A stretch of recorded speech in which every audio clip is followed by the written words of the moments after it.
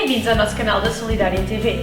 Neste canal irão encontrar muitas coisas, entre elas, muita informação sobre a nossa instituição, muitas atividades e, sobretudo, muita Palavra de Deus. Para qualquer dúvida, não hesite em entrar em contacto connosco.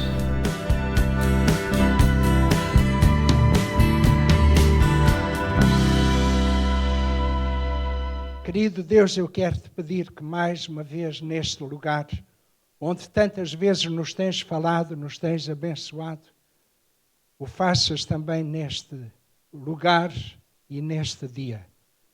Estamos aqui, presentes nós, aqueles que nos ouvem, através da rádio, ou nos veem, através da internet. Também, quem sabe, estão na expectativa, Senhor. Não daquilo que vão ouvir da minha boca, mas daquilo que Tu queres transmitir, com que me tens também abençoado.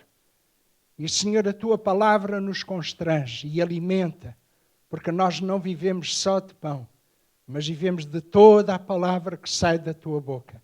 Que nesta manhã ela seja alimento para nós e também as crianças que estão escutando a Tua palavra sejam abençoadas. Pedimos isto, Pai, no nome de Jesus.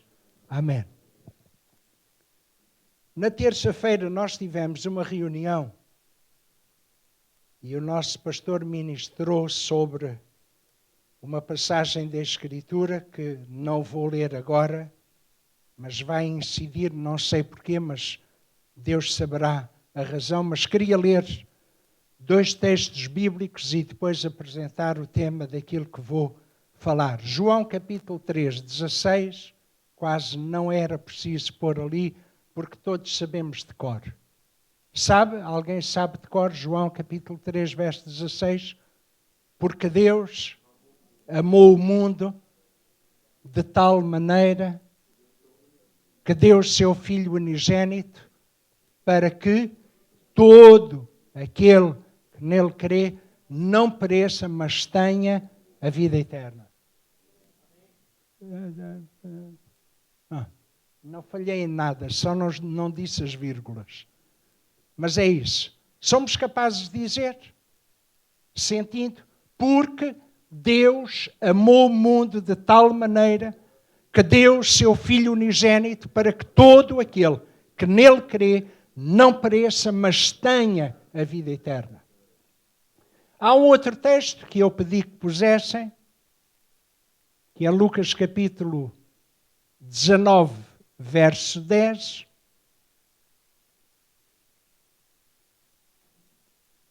Que é: porque o Filho do Homem veio buscar e salvar aquilo que se havia perdido.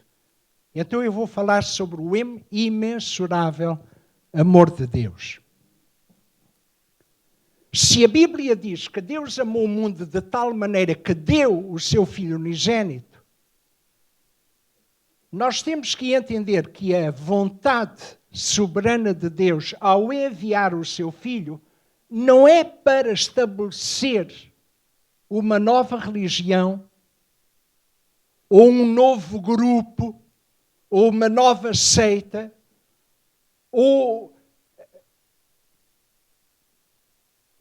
outra coisa dentro deste sentido. O objetivo não era esse, porque quando Jesus veio já havia religião estabelecida, os povos tinham, a nação de Israel tinha e conhecia o seu Deus, tinha profetas, tinha mestres, tinha doutores, tinha fariseus, tinha escribas, tinha muita gente que podia fazer o trabalho de Deus. Mas como não estavam a fazê-lo com toda a precisão e com o desejo daquilo que era coração de Deus, então Deus sente na necessidade de fazer isto, enviar o seu Filho. Não vou falar sobre o Natal, porque o Natal é sempre que alguém nasce, é esse dia especial. Mas Deus envia porque aqueles que tinham a responsabilidade de levar o povo a ter uma relação com Deus não o estavam a fazer. E então Jesus vem com esse objetivo. Deus envia o seu próprio Filho. Ou significa que Deus assume a nossa natureza, vive entre nós para fazer toda a diferença. Não veio estabelecer uma religião, porque isso não faz falta nenhuma. Não há necessidade, porque já há tantas. E nós não somos detentores da verdade. Nós pregamos e anunciamos a verdade que está em Cristo. Mas nós não somos detentores da verdade. E não podemos, com a capacidade e a graça que Deus nos dá, pensar que nós estamos bem e que isto não é resultado para outros. Não. Porque quando Jesus vem, a Bíblia diz, Ele veio buscar e salvar aquilo que se havia perdido. Quando Jesus começou a fazer milagres e sinais e maravilhas, sabem que a sua fama começou a espalhar-se. Quando nós temos um bom comportamento, quando nós começamos a viver o Evangelho de forma genuína, não imposta, mas quando temos uma experiência real com Deus e Deus começa a limpar e a purificar de dentro para fora, as pessoas vão começar a perceber-se que há qualquer coisa nova. Jesus começou a pregar, começou a curar e de todo lugar vinha gente para ser curada, para ouvir o seu discurso, para receber alguma coisa nova que até à altura não estava a produzir efeito. E Jesus ensinava, Jesus pregava e Jesus curava. E as multidões sempre estavam com ele. E a fama, à medida que Deus faz milagre e nós vamos contando a outros, outros sentem necessidade e vão dizer, não, Deus pode fazer. Eu creio com todo o meu coração que Deus pode fazer. Deus pode curar enfermos. Deus pode salvar. Deus pode resgatar aquele que está no mais sujo, no mais imundo da vida. Pode, sem dificuldade nenhuma. Eu podia chamar alguns para virem aqui e contar. Nós temos uma experiência de vida que é prova certa, não há nada que possa servir de argumento contra aquilo que é a nossa experiência. Tivemos um passado de grande dificuldade e encontramos em Jesus uma mão amiga, um braço amigo, um ouvido que ainda hoje não está agravado ou tapado para que não nos ouça. Então, mas porquê é que eu tantas vezes peço e não recebo? Isso faz parte da sua soberania. Compete-lhe a Ele, aceita a graça. Aceite o favor e saiba que Ele está a ouvir e que na altura certa, a Bíblia diz, no tempo oportuno Ele traz o livramento. É porque às vezes pedimos, mas pedimos mal. É para os nossos deleites, para os nossos caprichos. E a Bíblia diz num texto, e eu não quero sair muito daqui, mas diz um texto, cobiçais e nada tendes. Sois cobiçosos e invejosos e nada consegueis obter. Pedis e não recebeis porque pedis mal para os banjardes em vossos deleites. Então significa que muitas vezes a nossa necessidade de Deus tem a ver com aquilo que nós precisamos, não com o estabelecer da sua vida, dos seus princípios, da sua justiça em nós. Mas é o que nós queremos. Se Deus me abençoasse desta maneira, Deus não aceita negócios conosco. Deus não faz desse tipo de negócio. A Bíblia diz que Ele veio buscar e salvar aquilo que se havia perdido. E já havia pessoas que anunciavam as boas novas. João Batista veio para anunciar. E os fariseus, e os escribas, e os doutores da lei vinham para ser batizados. E João Batista chamou a atenção, raça de víboras, mas quem sois vós? Vocês precisam de produzir frutos dignos de arrependimento. Porque não é só vir, não é só eu vou lá para, não. É para termos alguma coisa a mudar em nós. Aquilo que dá mais satisfação a Deus é Deus ver a necessidade genuína do homem, não posso, estou perdido, não sou capaz de dizer isto a Ele de coração e eu sei que Deus estende a sua mão para trazer livramento. Porque Ele veio para isto, buscar e salvar. Quando Jesus começou a pregar e a sua fama se espalhou, a Bíblia diz em Lucas 5,17, se não tiverem tempo de pôr, não se preocupem que eu leio. E aconteceu, em um daqueles dias, estava ensinando e estavam ali assentados fariseus e doutores da lei que tinham vindo de todas as aldeias da Galileia e da Judeia e de Jerusalém, e a virtude do Senhor estava com ele para curar.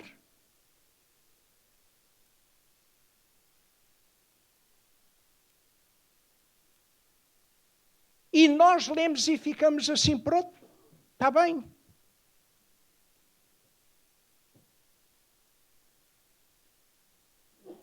Mas porquê é que estavam ali fariseus, escribas e doutores da lei para o ouvir? Porquê? Porque eles tinham a mesma responsabilidade que Jesus tinha. Eles eram mestres, eram ensinadores. Eles tinham a responsabilidade de transmitir a lei ao povo, de abrir o caminho para o povo, de abrir os olhos ao povo, de os fazer conhecer a vontade de Deus, e não estavam a fazer. Agora, em vez de serem ensinadores, estavam a começar a aprender. Deixa lá ver quem é este homem. Vamos ouvir o seu discurso. E a Bíblia diz que eles estavam ali. Jesus estava ensinando e eles vieram para aprender. Deixa lá ouvir o que é que este traz. E a Bíblia, logo a seguir, no versículo 21, diz: e os escribas e fariseus começaram a arrazoar, dizendo: quem é este que diz blasfêmias? Quem pode perdoar pecados senão Deus? Muitos não vêm para aprender. Deixa lá ver o que é que ele diz, para ver se a gente o consegue apanhar em alguma coisa. Eu não sei a razão que vos trouxe aqui. Se calhar alguns, eu vou ser um bocado ousado, a um frete desses, por favor. Olhe, um dia vai ter alguém que hoje quer ser seu amigo e seu salvador, e se não der importância àquilo que se fala acerca dele, um dia ele pode ser seu juiz. E mais vale hoje darmos ouvidos à voz de Deus, entendermos aquilo que Deus quer de nós, nos buscar, nos salvar, do que um dia sermos condenados porque não quisermos. Não estou interessado nisso. É problema seu. Essa é a sua responsabilidade. E ainda lhe digo mais, é uma bênção, porque Deus não o força. Deus não obriga ninguém. Mas aqueles que de bom grado recebem a palavra, dão fruto e veem o resultado da obra de Deus na sua vida. Demora muito tempo, porque aquele que começou vai prosseguindo fazendo a obra. Mais adiante, no versículo 30 do mesmo capítulo, diz que os escribas deles e os fariseus murmuravam contra os seus discípulos, dizendo: porque comeis e bebeis com publicanos e pecadores. Vocês permitem-me que eu tire o meu casaco? É que eu acho que...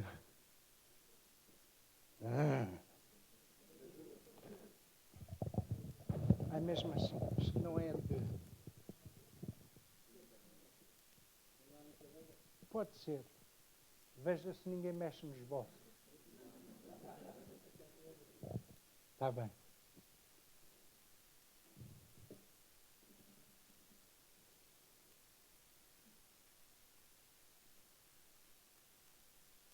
Senhor, por favor, ajuda-me. Senhor, que eu consiga transmitir aquilo que Tu tens posto no meu coração. É tão importante que entendamos, Senhor. Peço-te, Pai, mais uma vez no nome de Jesus.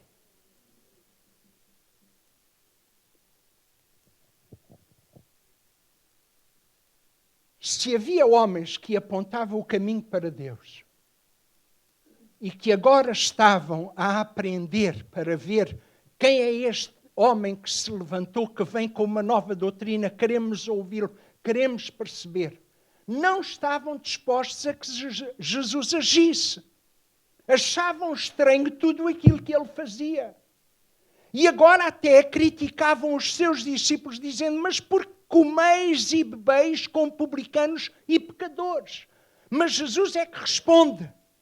Disse-lhes, não necessitam de médicos que estão sãos, mas estava-se a referir a eles, que nem sãos estavam.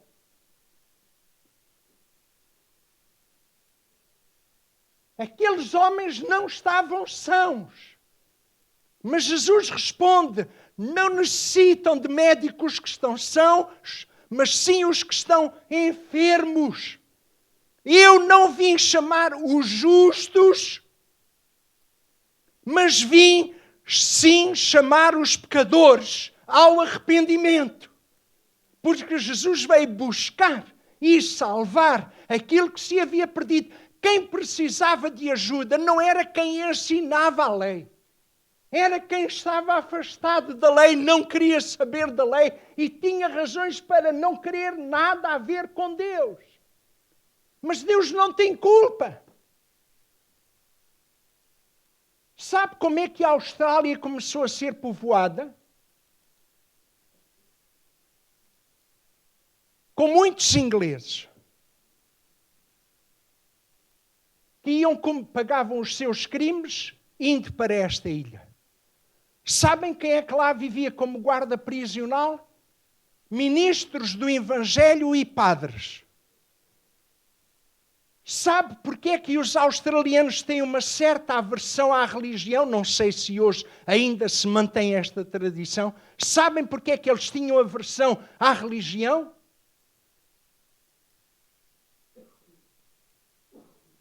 Porque quem tomava conta deles eram os homens da religião.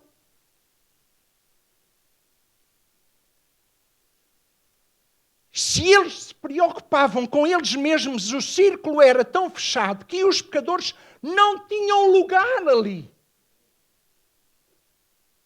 E o meu receio é que hoje, a nível da igreja ou da comunidade, das comunidades evangélicas, criemos grupos tão fechados que não demos lugar para que os pecadores venham.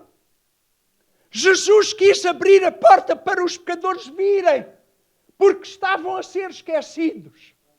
Isto é amor, imensurável amor de Deus. Por isso ele disse, não são os sãos, não são os justos. Eu vim para aqueles que vocês desprezam, que vocês consideram que não valem nada. É para esses que eu vim. Por isso é que ele não veio trazer nenhuma religião nova. Não veio trazer nada novo, mas veio para aqueles que estavam marginalizados na altura e ainda hoje estão marginalizados. E é Ele que é a solução, a única solução. A única. Não é mais ninguém que pode ser a solução para os problemas da humanidade. Só Jesus.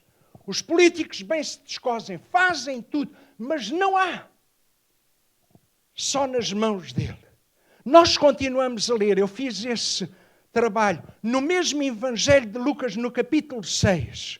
E alguns dos fariseus lhes disseram, por que fazeis o que não é lícito fazer nos sábados?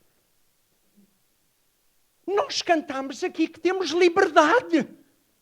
Cristo chama-nos à liberdade. Não a preceitos, não a normas, não a imposições. A graça de Deus liberta. Já se foram embora, que pena. A graça de Deus liberta. Vocês não podem fazer isso ao sábado. Então, porque se cura um doente ao sábado, não se pode? Então, e se caísse um animal numa cova, iam buscá-lo? E nós continuamos a ler, e no versículo 7 diz: e os escribas e fariseus atentavam nele se o curaria no sábado para acharem de que o acusar. Porque esta gente estava tão fechada, hermeticamente fechada, que não podia entrar ninguém. Nem eles entravam, nem deixavam os outros entrar. Mas Jesus veio para trazer liberdade ao cativo, para trazer liberdade àqueles que são pecadores. Se algum não é, lamento, mas eu não tenho outro evangelho para lhe pregar. Não tenho. Se está à espera do evangelho da sua justificação, já está justificado. Agora, se considera um pecador em que precisa de ajuda, esta é a palavra. Este é o Salvador. No versículo 11, continua a dizer: e ficaram cheios de furor, e uns com os outros conferenciavam sobre o que fariam a Jesus. O que é isto? Onde é que está o amor de Deus no coração destes homens? Onde é que está o amor de Deus naqueles que estão perdidos e que outros procuram alcançar? Eles consideravam, nós é que somos bons, os outros não prestam. Então Jesus veio para essa camada, porque Jesus disse, movendo-se de compaixão pelas multidões que andava com ele, via-as como ovelhas desgarradas e errantes, mas sem pastor.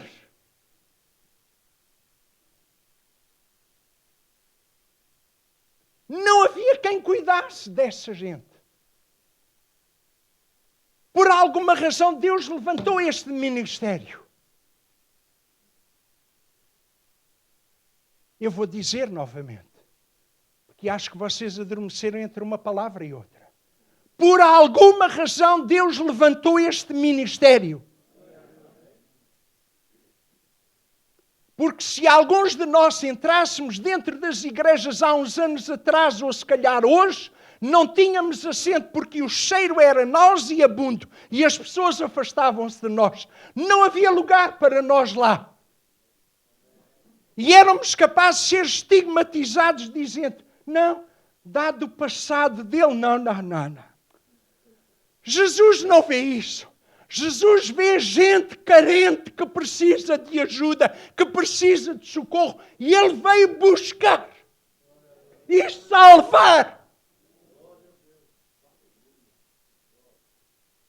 Não veio para entreter, não veio para dizer, olha, façam parte do meu grupo. Não veio para agradar aos fariseus, nem aos saduceus, nem aos escribas, nem aos doutores da lei. Não. Veio fazer a obra de Deus. Porque aqueles que estavam esquecidos, hoje ainda podem ouvir e ser salvos e fazer parte da família de Deus. Porque Deus adota. Aleluia!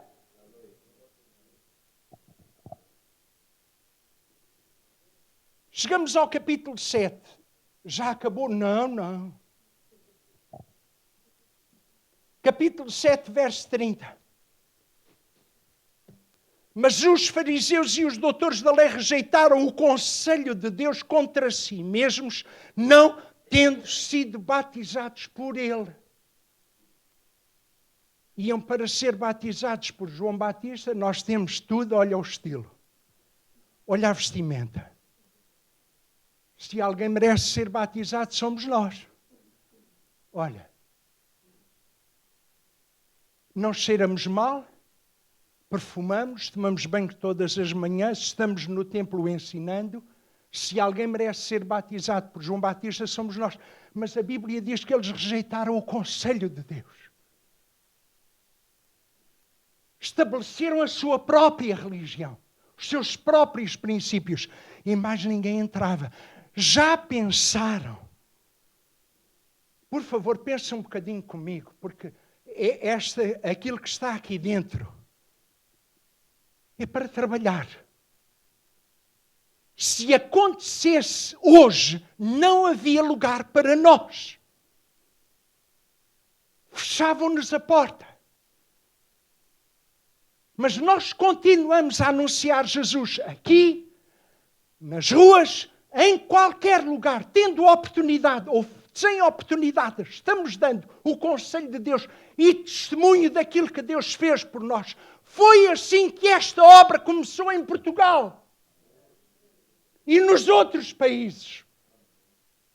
Com homens que Deus foi resgatando das drogas, da prostituição, de tudo aquilo que era mau. É verdade ou estou a mentir? E Jesus não fechou a porta a esses. Agora nós criamos as condições. Não. As portas continuam abertas. Quem quer fazer parte, venha. Venham todos. Mendigos, saiam por caminhos e valados e convidem todos para vir. As portas desta comunidade não se fecham, desta comunidade evangélica não se fecham. Dia e noite estão abertas para receber quem quer que seja. Agora, não podemos é deixar de anunciar o Evangelho. Porque é Ele que salva. No verso 36 do mesmo capítulo 7, e desculpem porque isto é só a introdução. Eu sei que alguns vão ficar zangados comigo, mas eu não me importo. Porque este ano também conto que seja a última vez.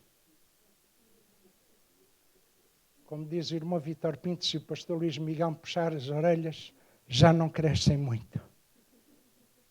Não, mas eu vou-vos respeitar. Mas deixem-me compartilhar o que está no meu coração, por favor.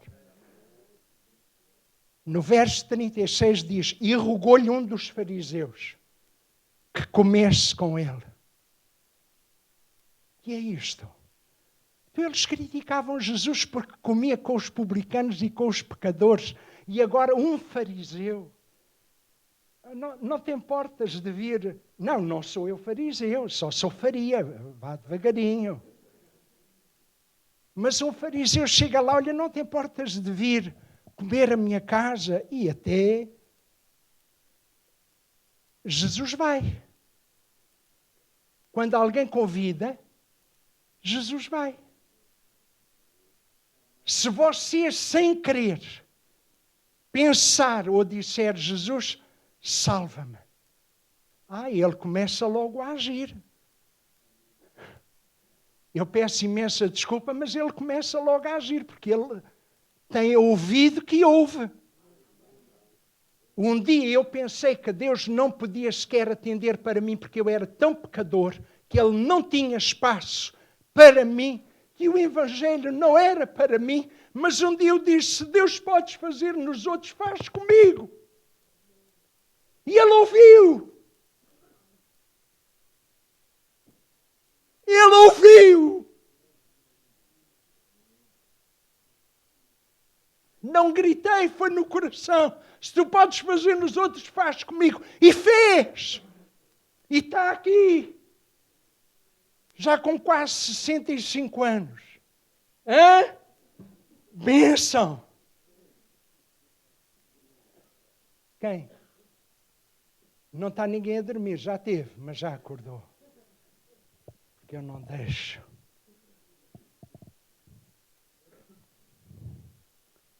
E depois os irmãos conhecem a história. Apareceu uma mulher pecadora que veio para ungir os pés e lavar os pés de Jesus com as lágrimas, enxugar com os cabelos. Podia ter sido eu, podia ter sido qualquer um de nós, porque a nossa gratidão para com Ele é tão grande. Com os meus cabelos não dava, mas eu arranjava alguém que tivesse maiores que os meus, vamos os dois.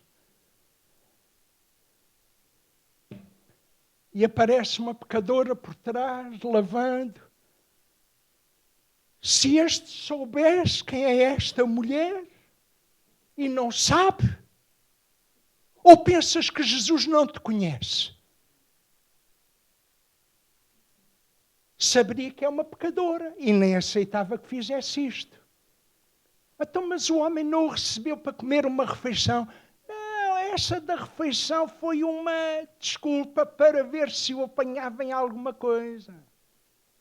Porque eles tinham um estratagema qualquer. Vamos fazer como fazem os outros para ver o que é que acontece lá quando ele come com eles. Vão para espiar. É como alguns que se introduzem, diz a Bíblia, para espiar a nossa liberdade em Cristo. Mas nós não somos mais escravos do medo. Nós somos filhos de Deus. Vem para espiar? Eu tenho medo que você passe para o outro lado agora. Comece a ser espia da nossa parte. Para contar àqueles que ainda não conhecem. E depois os irmãos conhecem a história. Ela fez isto, não fizeste. Ela fez isto, não fizeste. No capítulo 10 do mesmo livro. Eu sei que ainda estão cá. Verso 25. E eis que se levantou um certo doutor da lei, tentando-o. E dizendo, mestre, que hei de fazer para herdar a vida eterna? Conhecem isto, não conhecem? E depois Jesus diz, está escrito. Como é que tu lês? Como é que tu entendes aquilo que está escrito? A lei diz assim, isso eu faço.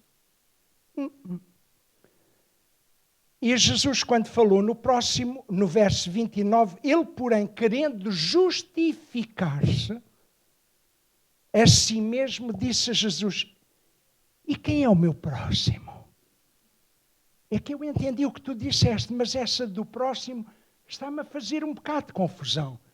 Então, mas nos mandamentos, no último mandamento diz para não cobiçar a mulher do próximo, nem a casa do próximo, nem a escrava do próximo, nem as refeições do próximo, nem os ténis do próximo, nem a camisola, nem a t-shirt do próximo, nem o corte de cabelo do próximo, nem o casaco do próximo, nem o carro do próximo. Mas a gente não inveja, nem cobiça, de maneira nenhuma. Eu não acredito que haja aqui gente que cobiça aquilo que não é seu. Sinceramente, estão a olhar para esta camisola? Por favor. Muito obrigado. Foi-me dada por alguém. Gostam dos meus calcantes?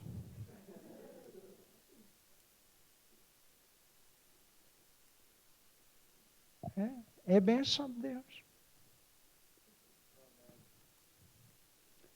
Capítulo 11. Jesus censura-os. Se vocês se derem ao trabalho, e o Senhor lhe disse, agora vós fariseus limpais o exterior do copo, loucos, mas ai de vós fariseus, mas ai de vós fariseus, mas ai de vós escribas e fariseus hipócritas. Ai de vós também, doutores da lei, e continua, e continua, e continua. No capítulo 12, Jesus diz assim no verso 1, acautelai-vos primeiramente do fermento dos fariseus, que é hipocrisia. Ainda estão cá? Posso demorar mais um bocadinho? Aí já o amém não foi tão acentuado. Mas pronto. No capítulo 14, verso 1, e aconteceu num sábado que, entrando ele em casa de um dos principais dos fariseus para comer pão, eles o estavam observando. Isto. E vocês dizem assim, mas o irmão deu só o trabalho de ler todo o Evangelho de Lucas e de tomar nota de tudo isso. Claro. Porque naquilo que eu tenho, ou aquilo que Deus pôs, Deus não põe a mensagem toda no coração de quem vem pregar. Deus dá o pensamento. E depois nós oramos e dizemos, Senhor, e depois num dia parece que temos tudo, começamos a escrever no outro. Não, não é isso. É o contrário disso. E depois já pensamos, pronto, está bem. E no dia seguinte já não é. E Deus vai sempre, e temos que estar sempre sensíveis a Ele. E então eu peguei e comecei a ver esta questão dos fariseus e da maneira como eles faziam e achei intrigante simplesmente. Chegamos ao capítulo 15, que é o tal da terça-feira.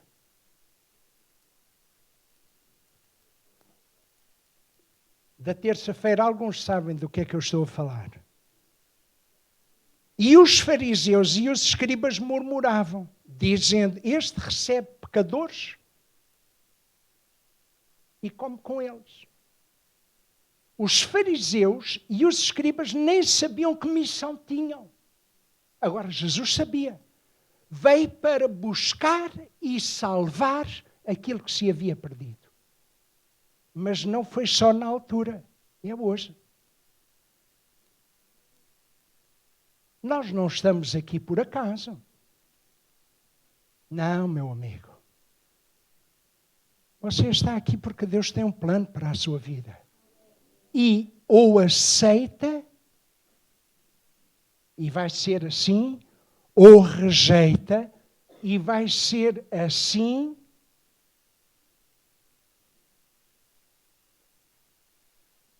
Mas por sua escolha. Quando Jesus ouviu isto, dos fariseus murmurarem, e murmurar é entre dentes quase que não se percebe, mas ele percebe, então ele propôs-lhes esta parábola. E a parábola tem 3 histórias. Que homem dentre vós, tendo 100 ovelhas e perdendo uma, anda cá, tu não te perdes, e perdendo uma delas, não deixa no deserto as 99 e não vai após a perdida até que a encontre. Porquê que comes com pecadores e com publicanos? Porquê que tu fazes esse tipo de vida? Então eu pergunto-vos a vós, se vocês tiverem 100 ovelhas, perderem uma, não faz mal. Ainda continuo com 99. Mas Jesus não, Ele dá valor àquela que está perdida.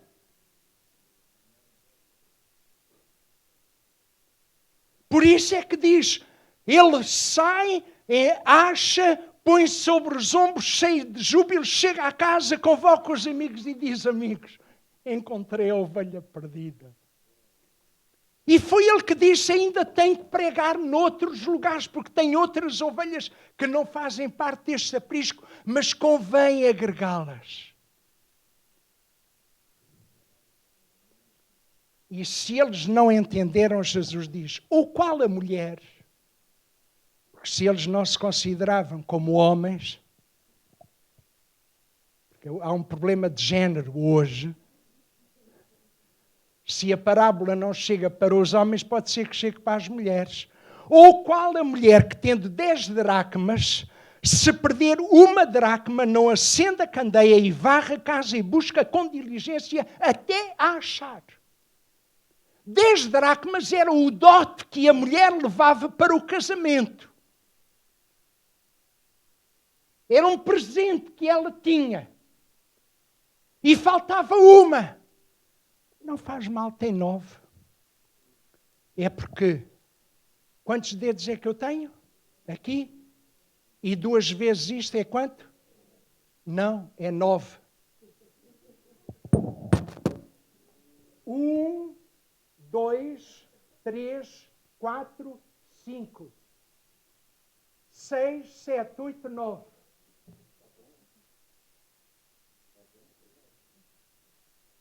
Não, está cá. Para repetir. 1, 2, 3, 4, 5. É 6, 7, 8, 9, 10, 11. Então.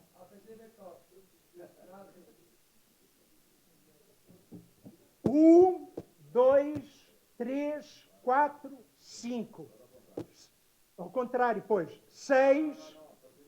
A partir deste. Eu não queria repetir, então foi aí que eu falhei. 6, 7, 8, 9, 10. Tinha razão. É da idade. É porque se o marido perguntasse onde é que estão as dracmas, estão aqui, e fazia barulho, parece que estão todas. Ela deu por falta e foi procurar. E Jesus estava a dizer para eles, Esta é a minha missão. Procurar. Até encontrar. Quando aparece a parábola do filho pródigo, o pastor perdeu uma ovelha. A mulher perdeu uma dracma.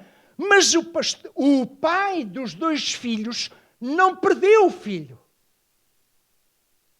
Não perdeu. O filho decidiu por si mesmo ausentar-se de casa.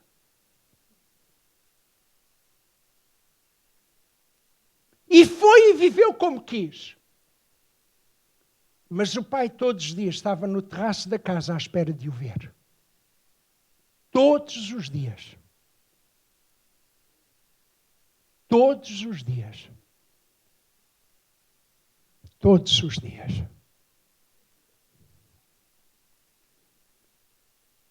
E quando o filho caiu em si e se pôs a pensar, o pai ouviu. Quantos trabalhadores na casa de meu pai têm abundância de pão e eu aqui pareço de fome? Levantar-me-ei e irei ter com meu pai e dir-lhe-ei, Pai, pequei contra os céus e perante ti já não sou digno de ser chamado teu filho. O pai ouviu. Creem? Eu creio. É uma parábola, mas o pai ouviu.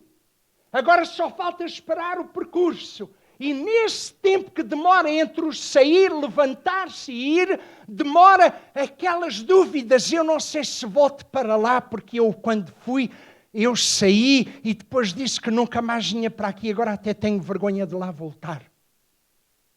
Porque quando ele se foi embora, levou tudo. Não tinha lá nada. A única coisa que ele lá tinha era o pai. Mas o pai é tudo. Eu vou ter com o meu pai. Mas o meu irmão... não quero saber. Eu vou ter com o meu pai. Quando o pai o viu, o que é que fez? Correu para ele. Abraçou, beijou. E aquilo cheirava a porco. Ai, amigos. Onde eu estive a estudar com a minha esposa para nos prepararmos para o ministério, tínhamos um homem que a alcunha era o vaqueiro, porque tínhamos vacas na quinta onde estudávamos e ele cuidava delas. Ele perfumava-se, ele lavava-se, mudava sempre de roupa depois do trabalho, mas aquele cheiro característico, a vaca estava lá. Agora pensem em alguém que não se lava e vem cheirando a patchouli para aqui. A primeira vez que eu fui ao Congresso, à Espanha, quando entrei neste ministério, estavam uns lugares vazios ao fundo.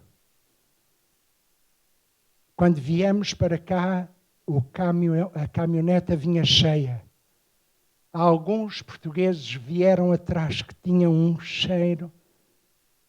Eu não vi ninguém queixar-se. Trouxemos-los com alegria para Portugal. E todo o trajeto, eu dou graças a Deus, muitas graças, porque estava na frente.